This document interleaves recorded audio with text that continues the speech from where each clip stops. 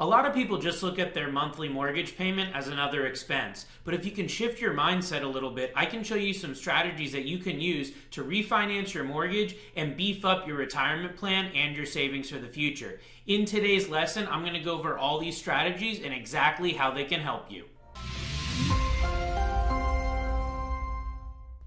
Hi, it's Robert Weinberg, and on this channel we empower people to take control of their future through expert mortgage and financial strategies. If it's your first time watching, please go ahead and hit the subscribe button. Also hit the bell so you get notified on all of our future content.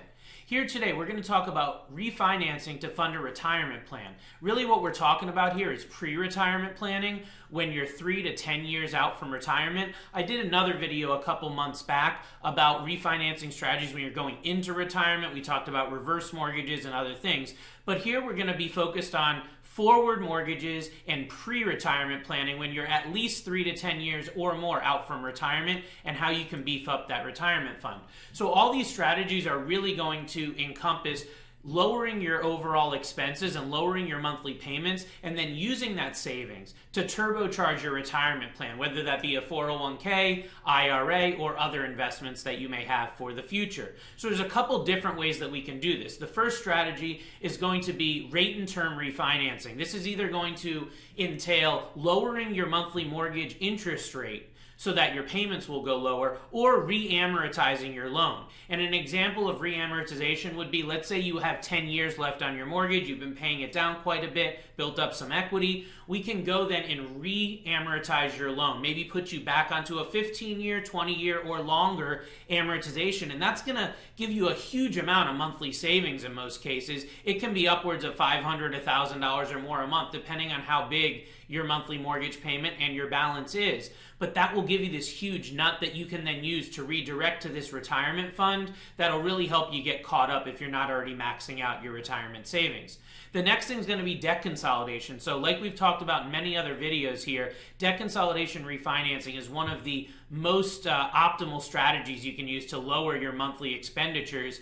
And debt consolidation refinancing a lot of the time can save you upwards of $800 to $1,200 a month or more, depending on the amount of debt. And you can then again redirect that money into your retirement planning and into other investments and really get those caught up. So if you're not already maxing out and have been maxing out your retirement plan, you're getting closer to that point where maybe retirement's here in the future, this may be a great way to go ahead and get caught up, so to speak, on what you hadn't been able to do in the past. Another strategy you can use is to cash out refinance for home improvements. If you know that you want to stay in your home for retirement, you don't want to sell and downsize, then you might be a candidate to do a home improvement refinance, pull out some of that equity from your home, and do some improvements that allow your home to be more accommodating for you when it comes to retirement, so you don't have to go through the whole situation of selling the house, buying another, and then downsizing and moving and that whole thing. So that could be a good option for you if you see yourself staying in your home for retirement.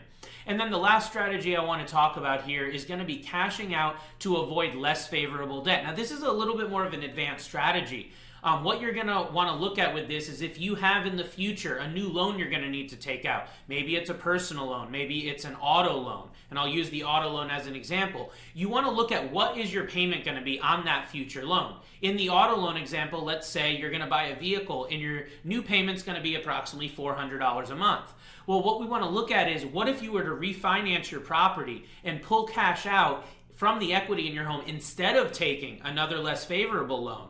What would the interest rate differential be? Maybe you could get a much better rate on your home mortgage than you could on one of these other loans, which is typical. And then also we want to look at the cash flow index. How is your cash flow going to be affected by taking the equity out of your home versus taking another loan? So with that auto loan example, if they're going to give you an auto loan with a monthly payment of $400, but you could do a cash out refinance and your mortgage payment only goes up, let's say $100 for the same amount of money, then that's going to give you this differential there of $300 a month. That money is what could be used to fund this other retirement plan and beef up your 401k, IRA, or other investments. The biggest mistake I see people make using this strategy is that they're happy to save the money by refinancing and using their equity to fund their future endeavor. However, they let the money that they saved just evaporate into their budget. So if you end up using that strategy, you want to make sure that you have an automatic transfer or some sort of automated savings method that will redirect that money. Instead of going towards that other loan, you want to redirect that into your investment account, 401k, IRA, or whatnot. Now, with any of these, it's really important that we have your financial advisor involved and we have an idea of what your financial plan is going to be to make sure that this strategy, however you're going to implement this, or maybe you're going to implement multiples of these strategies, and we want to make sure it really encompasses and has your overall financial plan and your overall retirement plan in mind. As I said earlier, these are going to be most effective when you're at least 3 to 10 years or more out from retirement. If you're less than 3 years out from retirement, you'll want to watch my other video about retirement planning, which is more geared towards when you have retirement in the near term and how to refinance and how to use your mortgage as a financial tool to help actually in the retirement stage of your life. So I hope that this gives you some good insight on how you can use your mortgage to refinance and help fund your retirement plan. I'm more than happy to help if you want to reach out to me directly via call, text, or private message. And of course, you can follow me on all my social media channels. If I can be of assistance to you or anyone that you know, please reach out. Hope it helps, and we'll talk to you soon. Take care.